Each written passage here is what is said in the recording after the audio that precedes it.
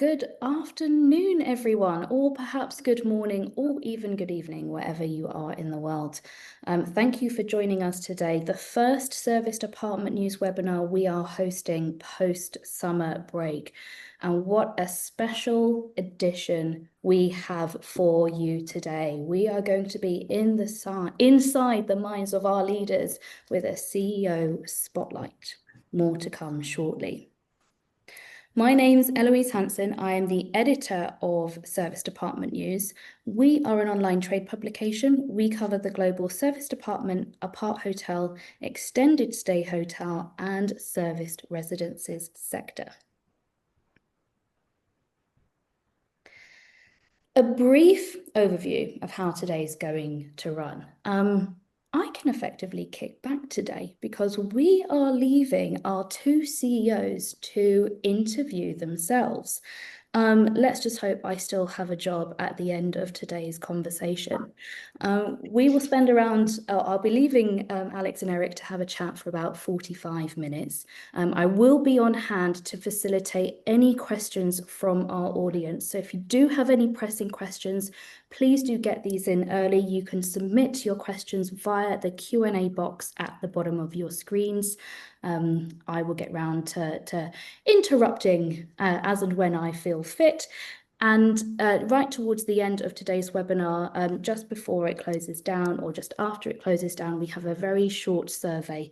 Any feedback would be greatly appreciated. We're always looking to improve our online webinars.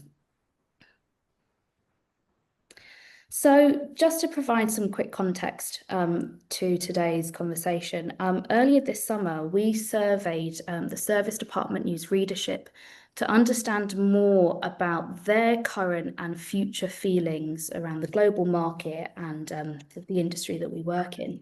And we found that from a sentiment standpoint, our readers were pretty neutral or slightly cautious about the global economy, but somewhat optimistic about the extended stay sector generally.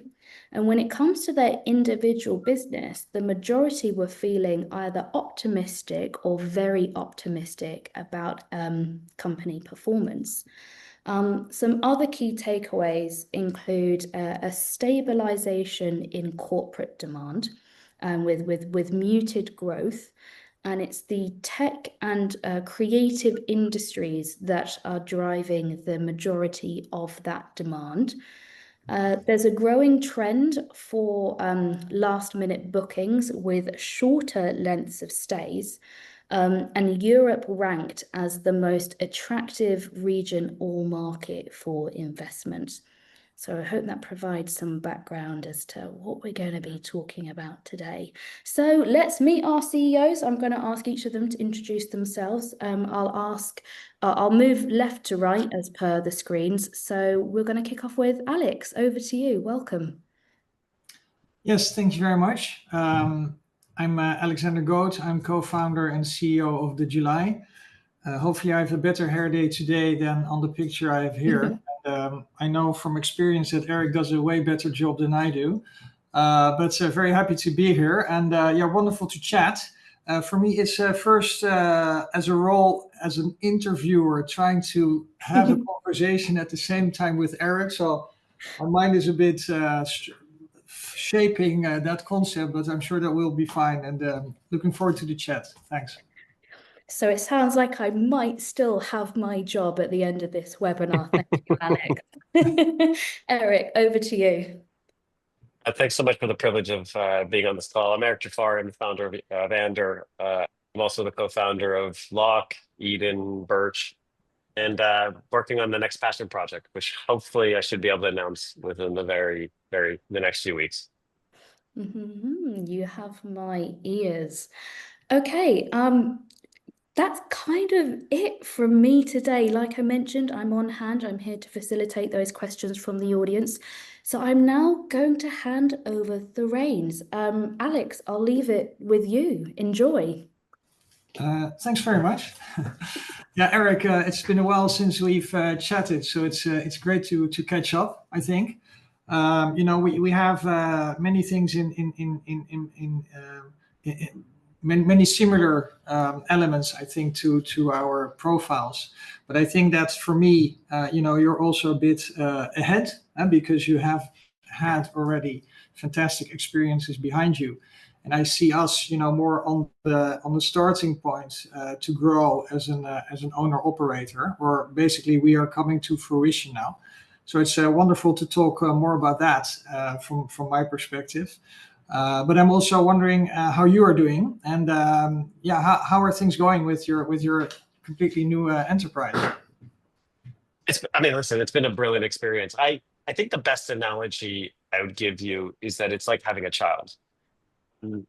Having a child, when you first have a child, you have all of these images in your brain of what it's going to be like, even if it's your second or third child. No matter how well you plan it, things never go according to plan. It's infinitely more difficult and it's infinitely more exciting. And although this is my third round doing a startup, you always forget how hard the first two were, but you also forget how much more rewarding it is the third time around. I'm hopeful that it'll be easier this time around, but what I found is that the challenges are different. So it's been an exciting ride. Yeah, you definitely don't have any minute that's boring, put it that way. But I guess my question for you, Alexander, is being where you are today. um, let's start off with, what is it that keeps you up at night, and what are you most excited about? That's an interesting question. I think maybe you also recognize it, but from our function, I think I lean more towards what keeps me awake at night than to be excited about, because basically, if that dominates the mind space, then the excitement things are secondary. But maybe it's nice to paint a picture. What I am thinking a lot about is owner operator, but also in current environment. And yeah, since we acquire, develop, and manage our properties simultaneously, there are multiple disciplines coming to play. And basically, in each discipline, you could say multiple things are going on at the moment. So, from the operational standpoint, from our operational hotels that we have at the moment, it's always, of course, keeping the best guest experience in mind. And every day opening the reviews and to see, are we still on track, and what can we improve, and how can we tailor in the best way to our guests. And since it's such a direct feedback system that, of course, we have now with the digital presence, that is a game that we can really play well. So we really have the pulse on what our guests require, and where their preferences trend towards. So that is something that is always top of mind, and also one of the first things I do in the morning. But in combination with managing the whole operational platform with the teams, we also, of course, are growing. And when I look at our growth engine, thinking first of acquisitions, for us, the biggest challenge at the moment is finding the right opportunities. And it has always been difficult, but especially now in current environment, it is a bit more difficult to find those opportunities that can withstand the sensitivities that we tend to play before we can decide on acquisition. So of course, that there are more uncertainties in, for example, developments. We do ground up developments, we do conversions. And we want to keep our promises and basically deliver on time, on budget. But it also means that if the uncertainty is a bit higher in terms of where we come out with investments, we also add a bit more buffer to it. And that also means then that the requirements lift a bit for when to do an acquisition or not. And that explains why we are a bit more careful to do acquisitions, but at the same time fully open for business and really well funded. It's Um, it's it's an interesting point, Alex, because I found that the more experience you have, the more you become a victim of your past experiences. And so that yeah, Excel spreadsheet that used to be this size, after the next deal becomes this size, and then the Excel spreadsheet after that deal becomes this size. yeah. So it's a fascinating point. But keep going. I didn't mean to interrupt you. Oh yeah, no worries. Yeah, so we're still basically at the keeping what's keeping me awake at night. But it's true, it does keep me awake because, your whole organization to a certain extent, of course, is also built for growth. So I also get the same questions from the teams, like, okay, we're doing great. We just opened London in our case, and we have 3 developments in the pipeline opening in the next 18 months. But when is the next acquisition, and when are the acquisitions after that? Yeah, and then it really comes to play what I just mentioned in terms of the pace of acquisitions that we want to keep up. But it's also indeed, as you say, with the spreadsheets, but also with product, and it's staying the course.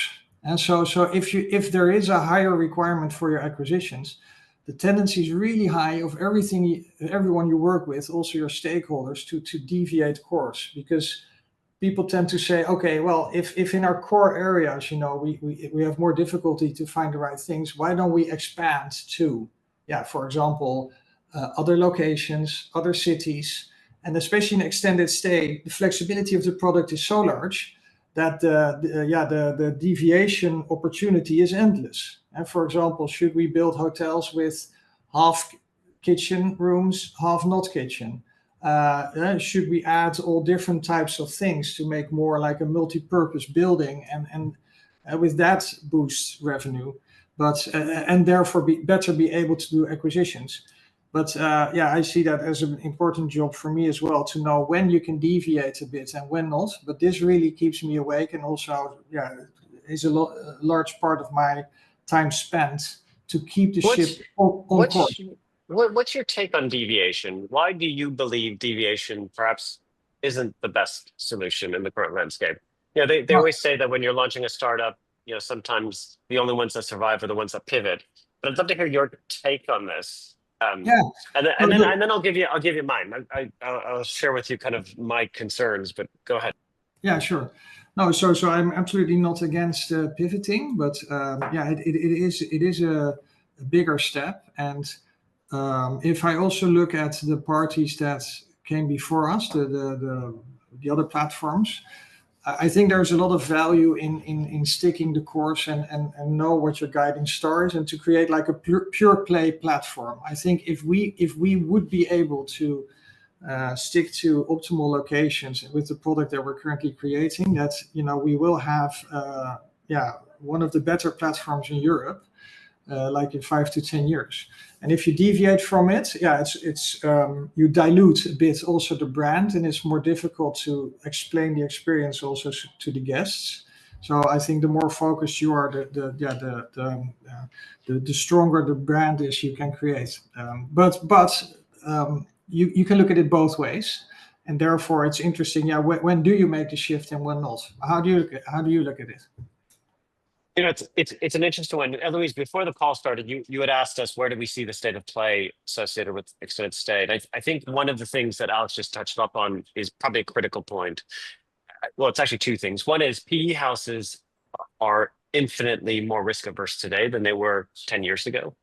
Partially because there isn't a seasoned PE house that hasn't been hit by a cost increase, a planning delay, um, increased operational overheads. And so in response to that, they look at it and they look at risk through a different prism today than they did back then. And how does that impacted hospitality? I think, to kind of Alexander's point, the way it's impacting hospitality, there's a pressure on, you need to keep margins where they are. And as such, you start slowly kind of, well, can we pull costs away from here, pull costs away from here, which in isolation is probably fine. But over the course of a 3-4 year period, which is what we're seeing today, the guest experience today is no longer what it was 4 years ago. The veneer might look beautiful. Yeah, it might look pretty, but you walk into the space and it feels like something's missing. And it's an interesting point because when I was asked the same question, Alex, regarding what keeps me up at night, honestly, it's not the cost increases, it's not the high interest rate rises. It's my fear that what I create next round will feel soulless. It's interesting because Mozart says this. He says that there's what you hear as the audience, and there's what I hear in my own head. And more often than not, unfortunately, what you hear is only 60% of what I've heard in my head. And to me, that's a travesty. And although I'm proud of what I've done in the past, I would say it was only 50% of what I heard in my head.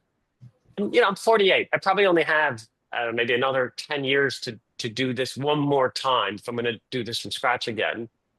And I'm not interested in just the Excel spreadsheet looking good. I think the things that generate the highest returns over the long game are the ones that are able to deliver an uncompromising experience. But that's the scale, right? How do you do one without the other? And it's interesting because more often than not in PE, we always think that one is at the expense of the other, and it isn't. No, exactly. I'm fully on that as well, and I fully agree with you.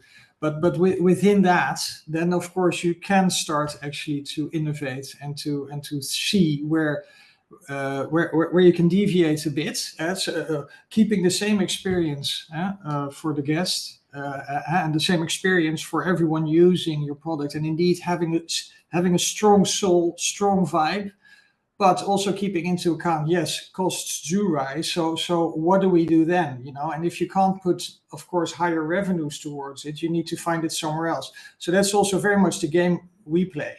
But you could also say, well, let's start acquiring more uncertain locations, for example, where in the underwriting, returns start to trend up, right? Because if you have certain more bullish underwriting assumptions on such a location, you can lose a bit of focus on where to grow, for example. And that, I think, then longer term gives you more problems with your portfolio because it becomes a bit diluted with spots that actually do not really fit the pure play that we have now. And I think if we look at our locations now, by the way, they are versus market outperforming, are also really profitable. So we're doing well.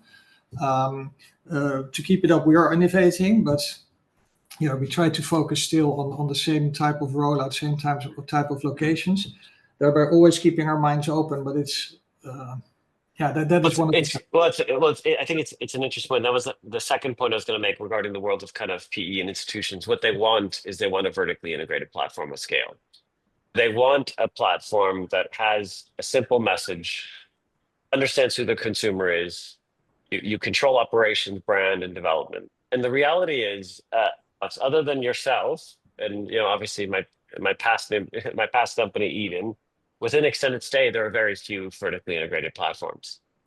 And it's a difficult one because the type of capital that can back an asset light platform is very different than the type of capital that will back a real estate platform. But let's be honest, it's infinitely more complicated and painful to control development, asset management, operations, brand, all under one roof than not. And especially in this landscape, trying to, we still suffer from an undersupply of inventory across Europe. Some places less so than others. And so the option that hoteliers have, which is, well, I'll just buy something and do a light refit, doesn't really exist to us. So you either A, have to do ground up, which is impossible to fund currently, or B, you've got to do a conversion of an existing hotel or an office, which is pretty disruptive. Even taking a hotel and dropping kitchens in the rooms and increasing the riser, it's not for the faint of heart. And so I would say that that's one of the biggest challenges in the current landscape. Which also, in my opinion, is one of the things I'm most excited about. There's hypothetically a lot of supply on the horizon. The real question is how much of that supply will actually get materialized. Yeah. And I think that supply demand imbalance is going to continue to increase. Because the only stock that's really getting delivered at the moment are conversions. other than perhaps the family office backed deals that are being done where they're buying offices and converting them. But I'm not seeing a lot of new development on the horizon, at least, especially not in Northern Europe. No, yeah, I do think indeed that you know, as integrated parties, you know, we are very well positioned, and indeed it also gives multiple benefits, but it also gives multiple, of course, areas of concern and things coming up, especially in a disrupting market. But I also agree what you just mentioned is very interesting. There is, of course, a strong undersupply that will be also in the years to come. And I think, and that is very interesting. We didn't think about that when we started this platform, by the way. But you know, there's a lot of trends bending our way. That's, by the way, another thing, another reason why to stay on course. You know, of course, consumers are looking more for experiences. A lot is said about that. But to then truly give a distinguishing experience, you know, is another thing. There's so much coming to play to get that right. But if you have it right, you know, then you can also expand with the same concept really strongly. So How talk, are so you you know looking about at? fast. How, Talk me through that, Alice. What is the experience? Because unfortunately, and I don't mean to set a negative light on our industry, but service departments don't have the best reputation when it comes to delivering experiences. We tend to be, we have a history of being functional. We sell space and kitchens, and yet you're right. You're either competing on price or you're competing on experience. So how have you gone about that? What have you learned about your consumer as it relates to delivering that experience? yeah, well, yeah, we try to aim for both. And it sounds a bit obvious, but actually it really is true. So what we find really important is that you know, we offer really good products for a really good price, and then within that, of course, you get great challenges. But the way we do it is we specialize basically in everything we do. We go to the utmost detail to understand exactly how things work, to then also be able to value engineer ourselves, for example. So everything is made specifically for the location. So everything is tailor-made, what we do for each location. But we are able to explain exactly how a chair is put together, etc., so that we can then also value engineer quite proactively. And when I'm talking about experience, you know, it's a combination of impressions people get as soon as they enter the spaces, and we try to emphasize those elements that we think that the guests really value most.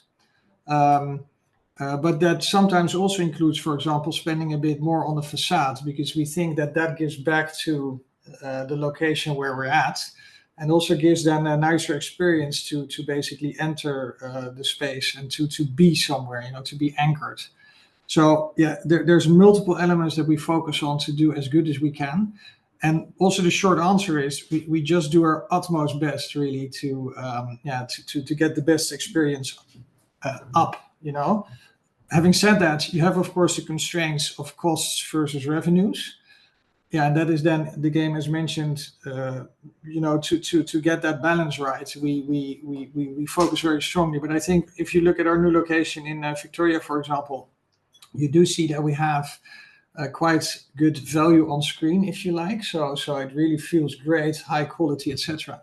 But at the same time, we have been able to do that within the budgets that we have and deliver indeed on time, on budget. So yeah, that's how we do that. And how do you look at look at those elements? You know, getting new locations, are you working on a new platform?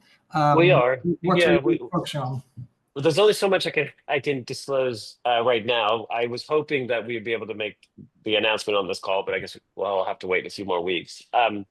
But yeah, the answer is it will be a new platform. I think with respect to how I've always approached things, it's really through the eyes of a consumer, and the consumer that I understand. And I always say this: if if I'm not the consumer, I shouldn't be opining on brand.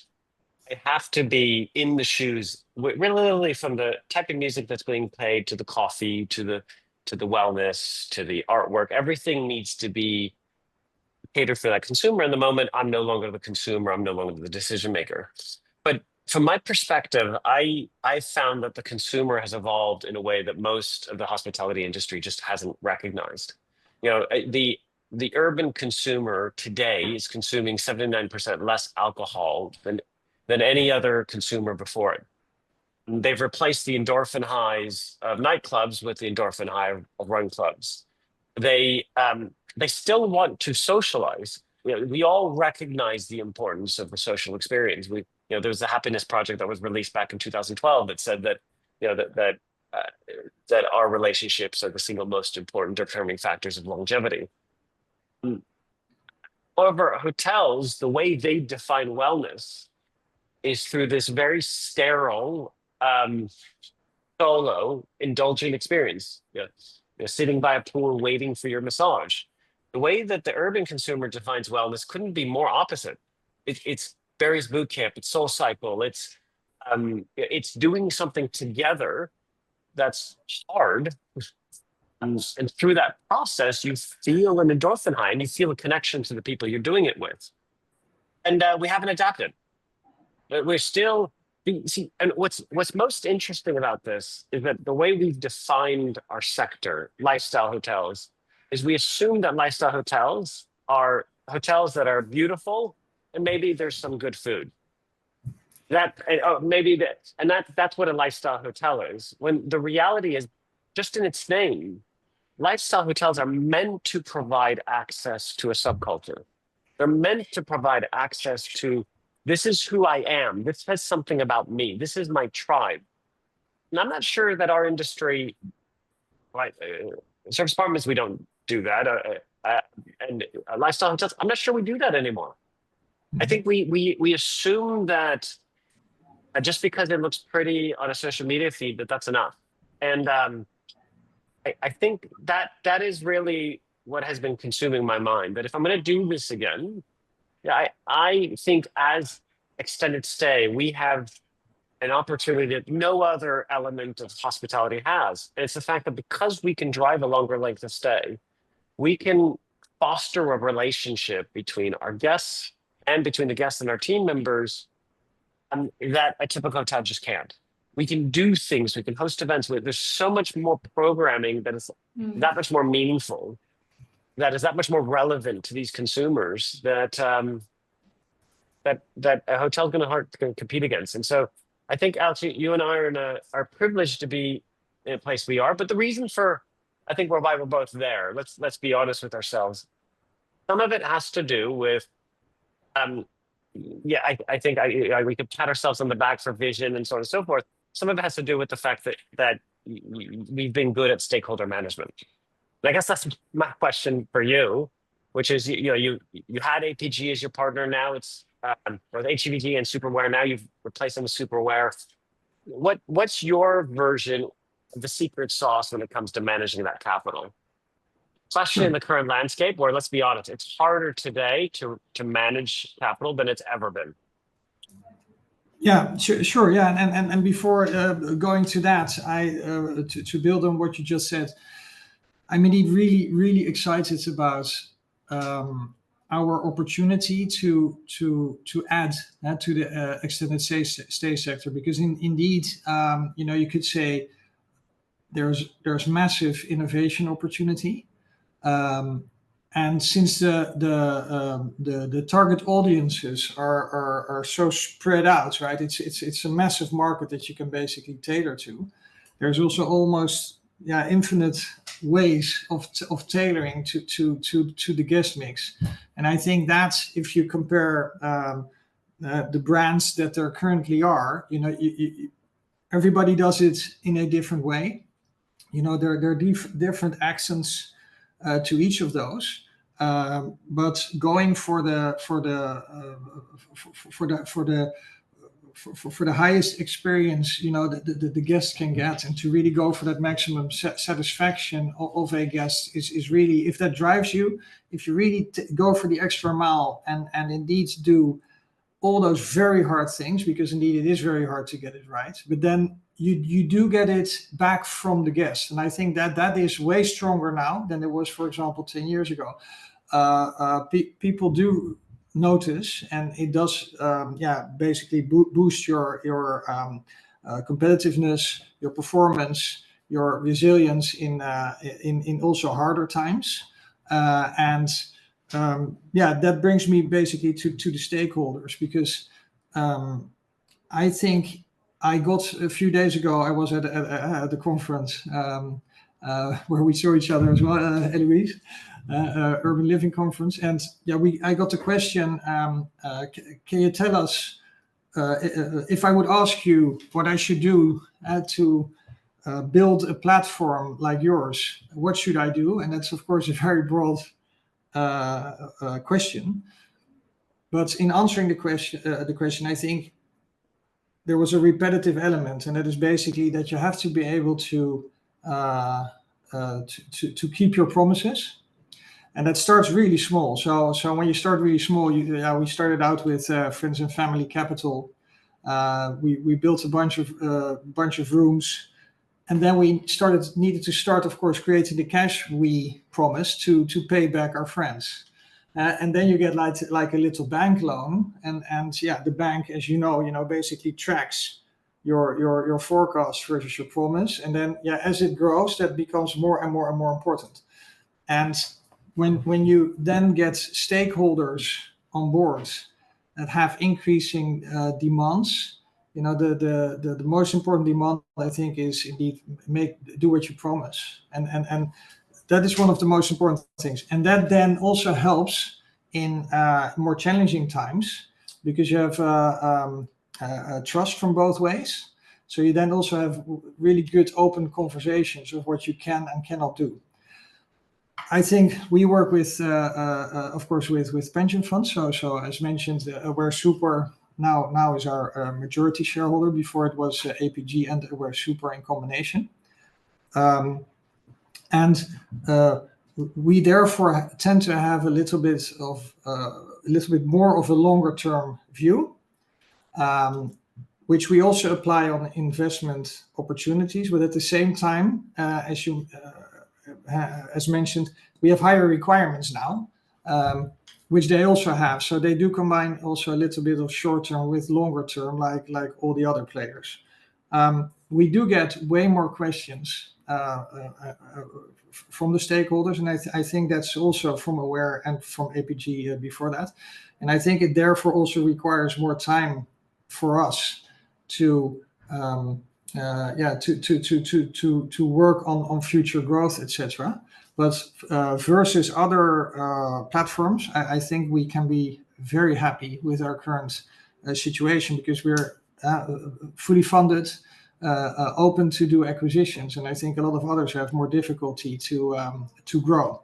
So I don't know if that exactly answers your question, but I think the requirements from also the partners are way higher in a more complicated environment that we're in now. But at the same time, they're also fully confidence behind us, because we have been able to deliver on promises in the past. No, thanks, Alex. It's an interesting one.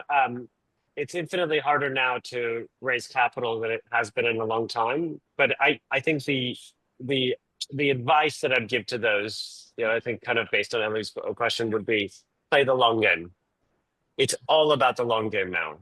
It's all about making sure that instead of worrying about doing 10 properties, do one, do it well, and make sure that it not only performs on paper, but that it also performs for the guests, that it has soul. At the end of the day, the single most important asset you will create is the one that you can take an investor to or take a guest to and go touch and feel this, let them see it. Lock was scaled off the back of, candidly, one property. It was Lehman. And because we put our heart and soul into that property, it gave the capital partners and it gave the guests, a very clear picture on what the future properties will look like, despite the fact that future properties look nothing like Lock.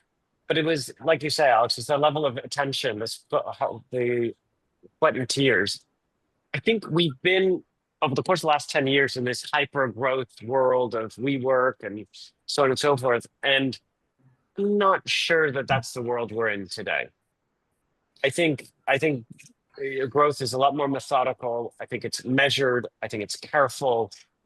And I think clients want a more meaningful experience. They don't want just another hotel room. And I think investors want to know that you're going to be just as prudent on every single asset. Can I jump in and ask a question to you both now? Because you've been talking a lot about trends.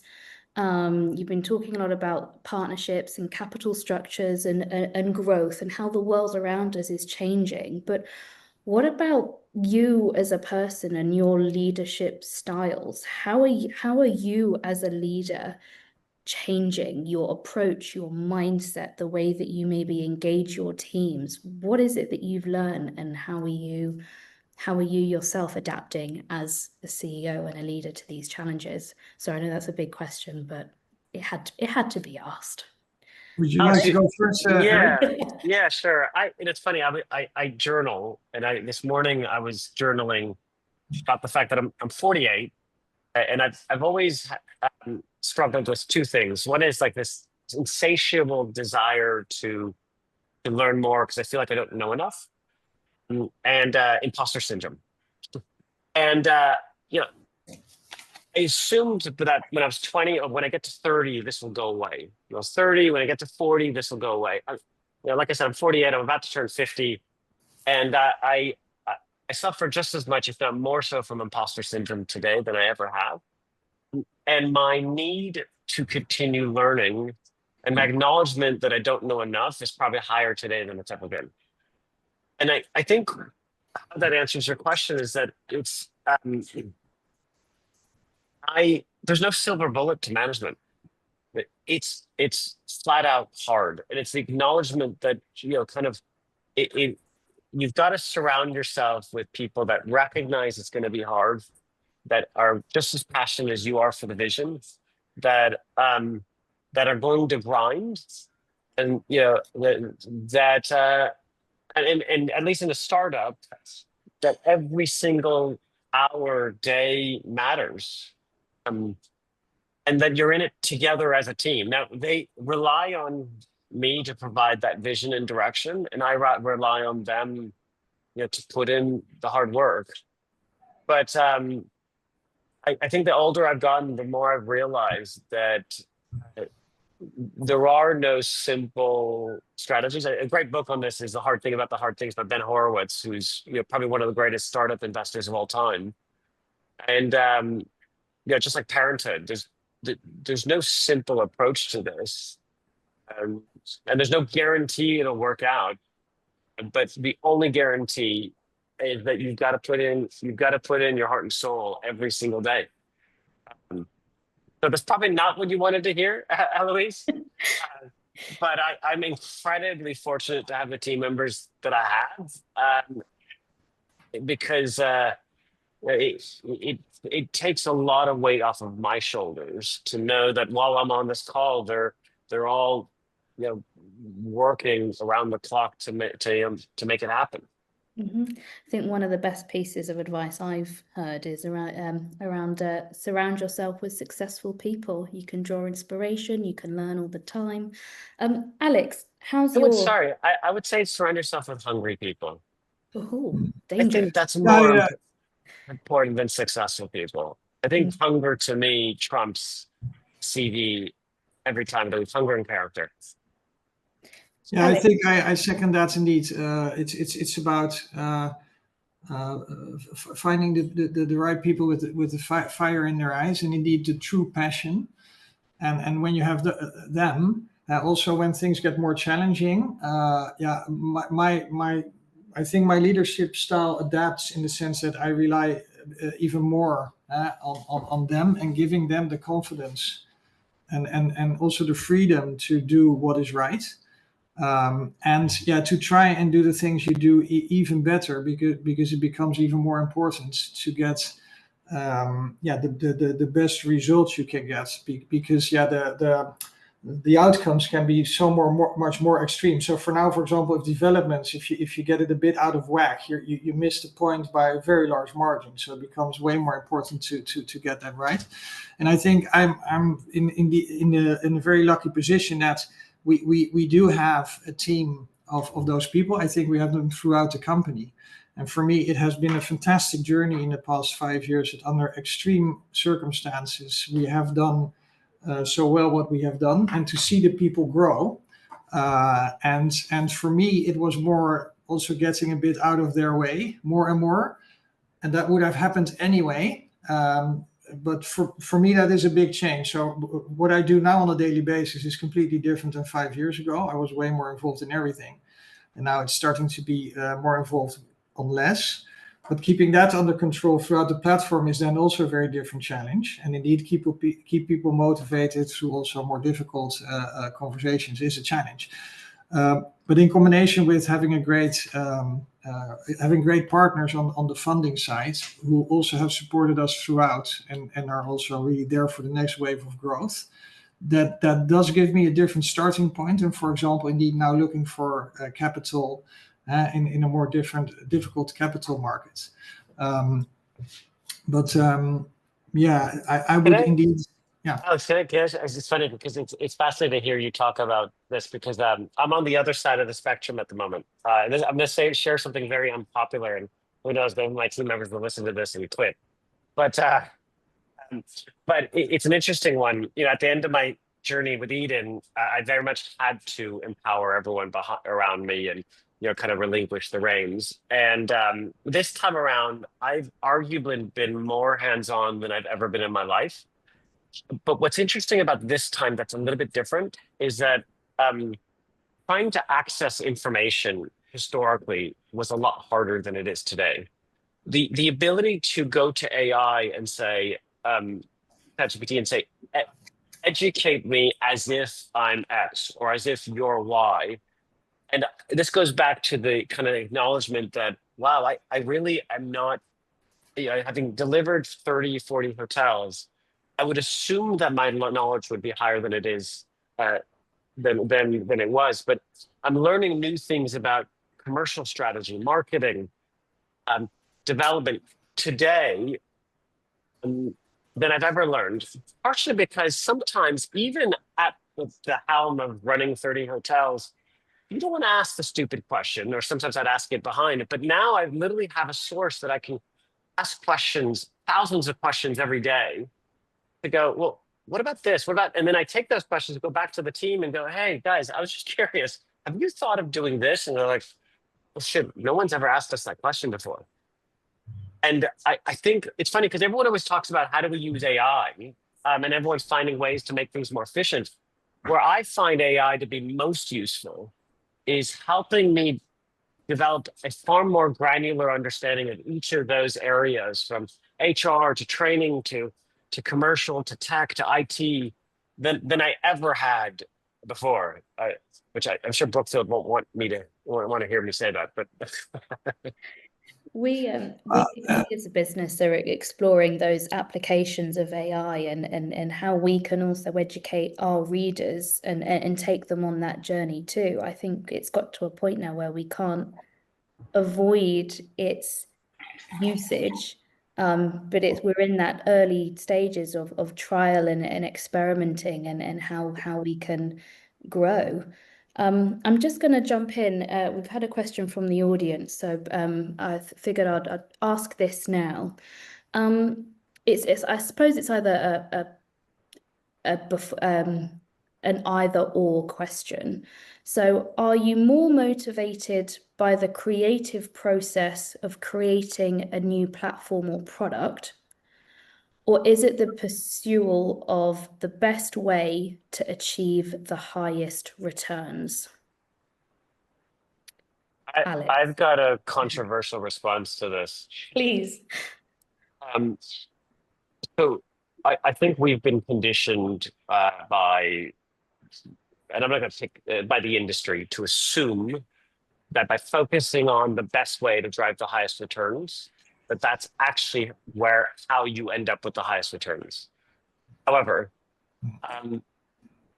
over the course of the last 3 years, I've read 30 or 40 biographies, and without exception, every single one of those CEOs, Elon Musk, Bill Gates, you can go through the list, Isidore Sharp from Four Seasons, the founder of Wisconsin, every single one of them focused on excellence.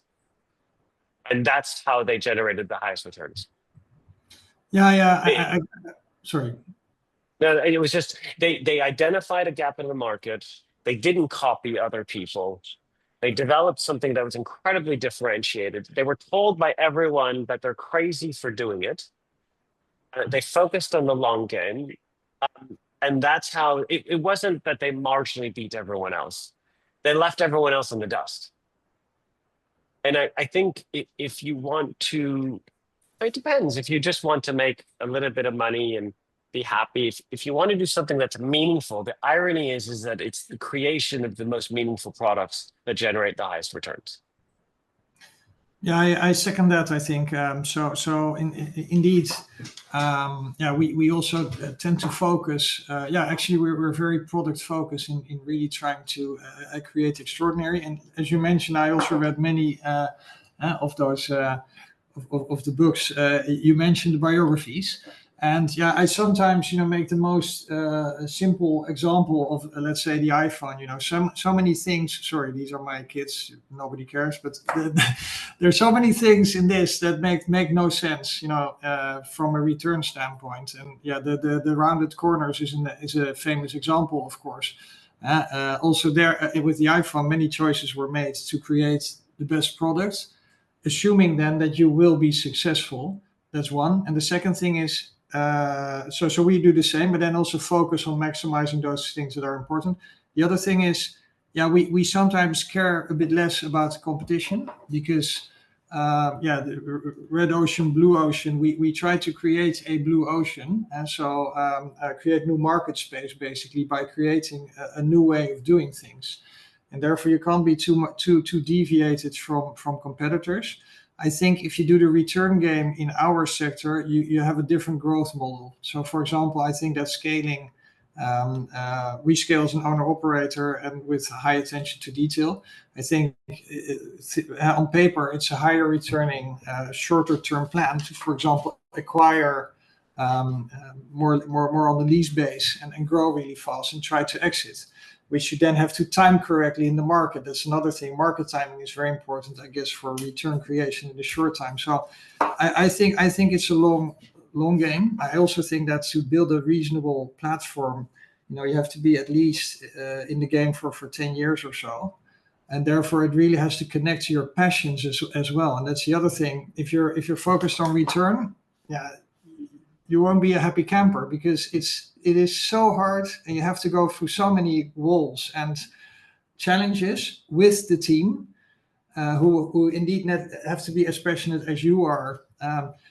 That if you focus on return also with the team, that's not the way I think it works. I think it's way more towards creating what comes close to what you care about most, and what the customer cares about most, to create that and to create happiness on the customer side.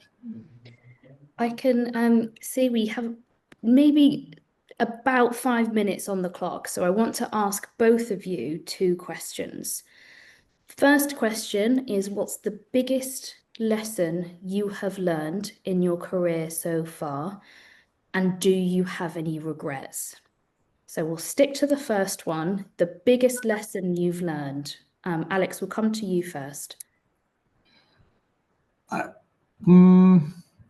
Okay. I try to merge 2 things in one. I think just do it with focus. So try to minimize the noise because there's so much noise coming up, and also that is only increasing. So really know how to focus and try keeping your team focused.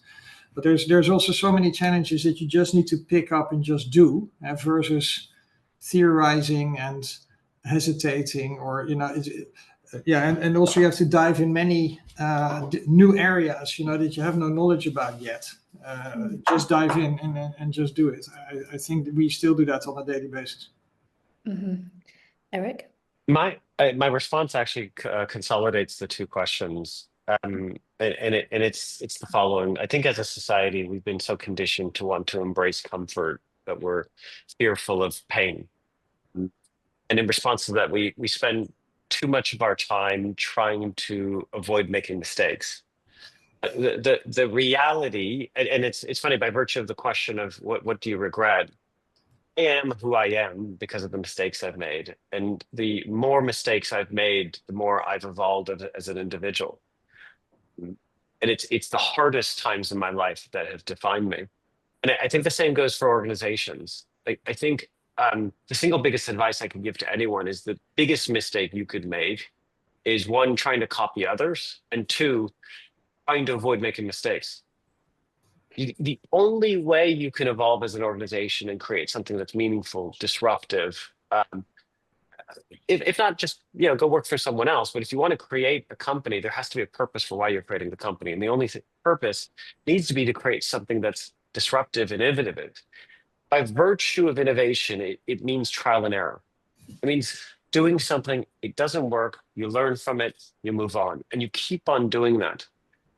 And what people tend to happen, and I think this is the beginning of the end for most organizations, is that when everyone within the organization, there's political jockeying, they're too scared that if I make a mistake, someone else will put the finger at me.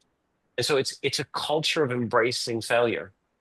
The more failures you make as an organization, the greater of a place it is to work. So yeah, I think the word regret is a loaded word. I think the greatest organizations are the ones where people make mistakes and everyone looks at the mistake and goes, you know what? The more mistakes we make, the more we learn. What can we learn? Find a solution to rectifying said mistake. So very well put. Alex? Can I? Yeah, I just would like to also comment shortly on that, if that's okay. I think that's absolutely right, making mistakes, trying new things, but in doing that, of course, then also try to minimize mistakes. That sounds a bit silly, but it's really true, because mistakes are incredibly painful. But I think if you look at both Eric, but maybe also myself, I think there's little regret to have, because we did take the jump to do things, and also maybe to go into spaces that didn't really exist yet when we started out, and indeed we tried it and we built, and the vision came to reality. I mean, that's a very great place to be, and to be in this adventure, and also in this sector. I mean, it is just wonderful. So on that side, I think I have little regrets. Well, both of you certainly make my job very fun when I get to share your successes, support your growth, and I can't wait to see what both of you do next. So thank you for your time and contributions. I hope you've enjoyed it. A little taster of my world, but thank you so much. We've just got some closing slides to run through before we say a final goodbye today. Just to quickly highlight the next webinar in this series, taking place on the 30th of October. It's called Metrics That Matter for Extended Stays. We talked a lot about flexibility, short stays, long stays. How are we benchmarking performance and success? So keen to have you there. It's no cost to register. The link has been popped into the chat. And if you're interested in working with us, either across our digital events like our webinars or the Urban Living Festival, as Alex kindly referenced earlier, do get in touch with my colleague Katie. Her details are up on your screen and also popped into the chat. Once again, thank you to Alex, thank you to Eric for giving up your time today and spending the hour with us. Really looking forward to staying in touch with you both. Hope everyone has enjoyed the conversation. I certainly have. But thank you all. Looking forward to seeing you on the 30th of October, and take care of yourselves. Bye, folks. At IHM, we believe in the power of connection. We exist to inspire, to inform, and to unite decision makers who are shaping the future of hospitality and real estate. Our why is simple. We believe this industry thrives when people and ideas come together. And we're here to make that happen. So how do we do it? We challenge the status quo by creating platforms that go beyond the expected.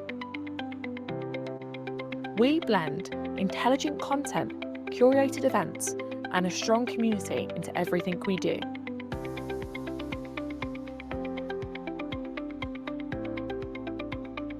Making it easy, accessible, and genuinely useful. From online engagement to face-to-face connection, we are known for being insightful, collaborative, and refreshingly human.